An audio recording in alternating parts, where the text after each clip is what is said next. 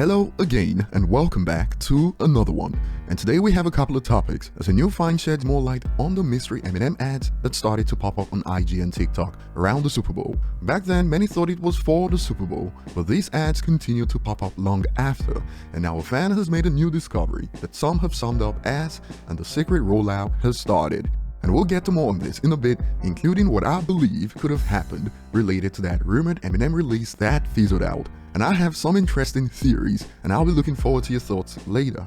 We also have more from Jack Harlow, and in a recent interview he took some time to clear the air about Eminem, and this has sparked reactions accordingly, including some interesting speculations that make sense in my opinion. So speaking with Rolling Stone in a report that goes, Jack Harlow on liking older women, defending Eminem listening to the Beatles, and why his new album is his masterpiece. In the section, he finds it in quotes tragic that some young rap fans don't appreciate Eminem's music, including some who refer to his beats as in quotes circus music on Twitter.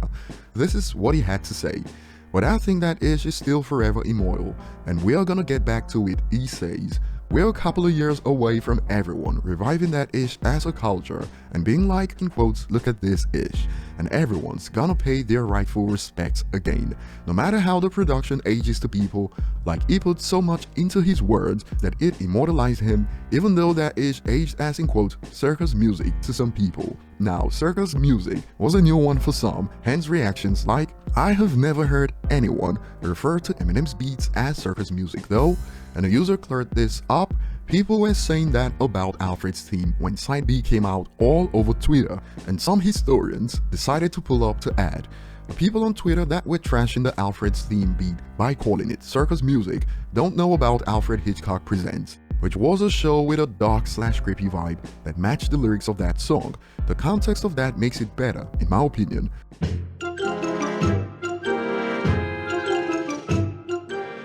Hitchcock is an iconic and acclaimed director, and it's also a famous/iconic theme song that people associate with him. It has nothing to do with a circus at all, but I can see why they make the association when they don't know any better. The people on hip-hop Twitter are majority teenagers or early 20s and don't know very much about older popular culture or history, laughing my bum off. We are in the in quotes information age where people could access nearly limitless information while on a toilet bowl, but no one bothers. It is why we see the stories of how Michael Jackson bought Eminem's entire discography because he was butthurt pop up every other week, and it goes viral every time. And back on topic, some have concluded on Jack Harlow. Now I definitely feel like Eminem is on his next album because artists start talking about him right before they get a feature.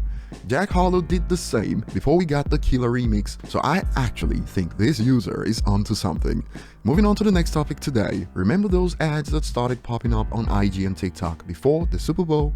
Well, a user made an interesting discovery hours ago. On Reddit this popped up. When you open any images on the official Eminem website, it now displays the new Eminem logo as the tab icon, eyes emoji. This was the same logo seen in the Instagram ads. And here's an interesting breakdown on this. A user expanded, "I'm intrigued.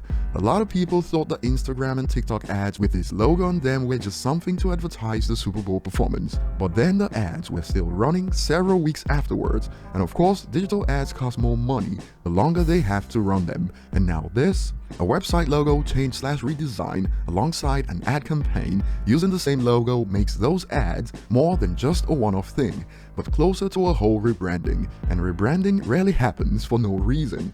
I'm not saying I think it means an album is coming right away or anything, but I would guess that it is something more than just the usual merch drops. That said, this is just my speculation as someone with a few years experience in low/mid-level marketing jobs, laughing my bum off. Who knows for sure what they are really doing? Now, personally, I think Eminem actually planned to drop in the first quarter. There was too much smoke at that time, and plans changed, and he took advantage of the luxuries of the streaming era of music. In this day, you can pull the plug on a release just hours away.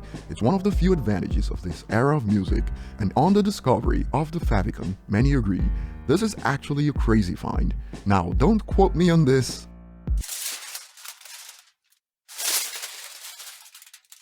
I say depending on how petty you think Eminem can get.